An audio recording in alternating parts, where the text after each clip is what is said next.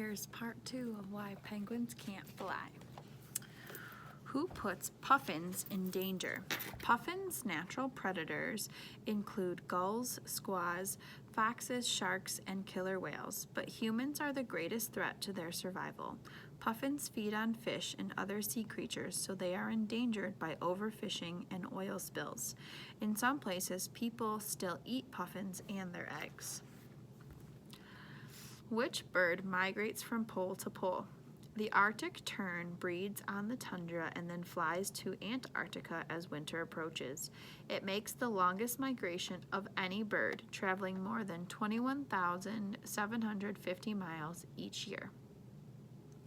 Are there pirates at the poles? Squaws are nicknamed pirates because they steal food from other birds in mid-air. They target penguin colonies too, often working in pairs. While one squaw distracts a penguin, the other steals its egg or its chick. So in a nonfiction book, these are called headings, not to be confused with like the title of the story, because this is a title and this is a heading. And then these are pictures or photographs. These are puffins with, these are the squaws that are the pirates. And then these are the penguins that they are trying to distract to take this egg from them. Why can't penguins fly? Most birds have lightweight skeletons, but penguins have heavy, solid bones and a thick layer of fat to keep them warm. They would need huge wings to lift themselves up into the air. Instead, their wings have turned into small, stiff flippers that power their streamlined bodies through the water. Why don't polar bears eat penguins? A polar bear would have to swim a long way to eat a penguin because they live at the opposite ends of the earth. Polar bears live in the Arctic or the North Pole, and penguins are found only south of the equator in Antarctica. Why don't penguins' eggs freeze? An emperor penguin's egg would freeze in minutes if it were left on the ice, so penguins balance their eggs on their feet and keep them warm inside their brood pouch. This is a flap of featherless skin that wraps around the egg. So these are some penguins diving for food. This is what like a typical bird. This is a gull wing. So see how little their bones are, and these are the bones of a penguin. So quite a difference. And then over here is a penguin with its egg underneath that pouch to keep it warm. Which seal is a champion diver? Weddell seals dive down to 2,300 feet in search of fish and squids, and they can stay underwater for more than an hour. Their strong teeth help chew breathing holes in the ice, and they sometimes blow air into cracks in the ice to startle fish, which then swim right into the seals' mouths. Where would you find a bloodless fish? The crocodile icefish that lives in the sea around Antarctica has no red blood cells, so its blood is clear just like water. The fish gets its name from its long snout, which is packed with teeth. Who is called the unicorn of the sea? Do you know? The male narwhal's unicorn-like tusk is actually an overgrown tooth. When the whale is 1 year old, one of his 2 teeth grows through his lip. A 10-year-old narwhal's tusk can be 10 feet in length.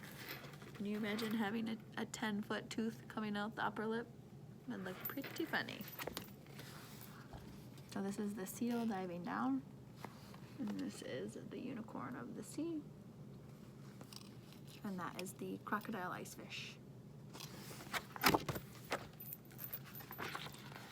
Which hungry gulper eats 4 tons a day, which is 8,000 pounds? The blue whale is the biggest creature ever to have lived, yet it feeds on some of the smallest animals. Blue whales eat krill, swallowing more than 4 million each day during the summer months when they come to feed in polar waters.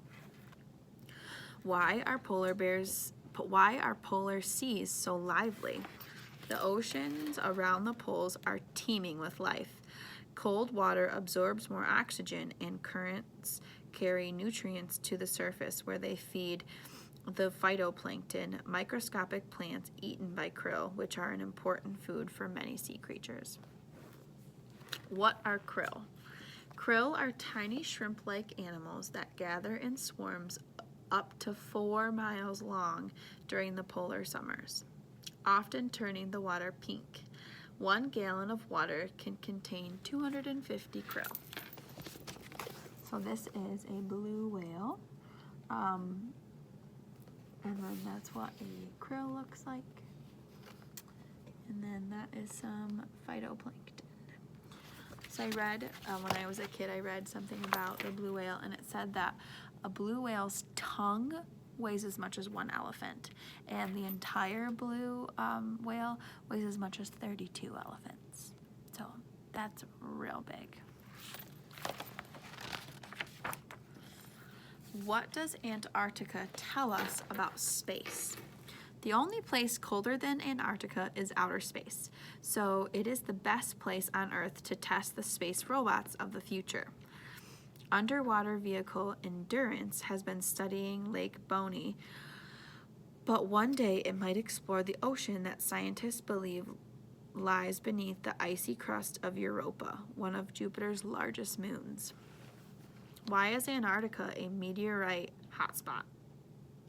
There is nowhere better to search for meteorites because they are so easy to see on the Antarctic ice sheet. Nomad is a robotic meteorite hunter that can tell the difference between a meteorite and a normal rock. Some of the meteorites it has found came from Mars. Why is ice like a time machine? Each layer of snow contains clues to what is happening in the world. By drilling out cores from polar ice, scientists can unlock the past and learn about volcanic eruptions, forest fires, dust storms, and temperature changes that occurred up to 750,000 years ago. So this is the space machine that's getting tested.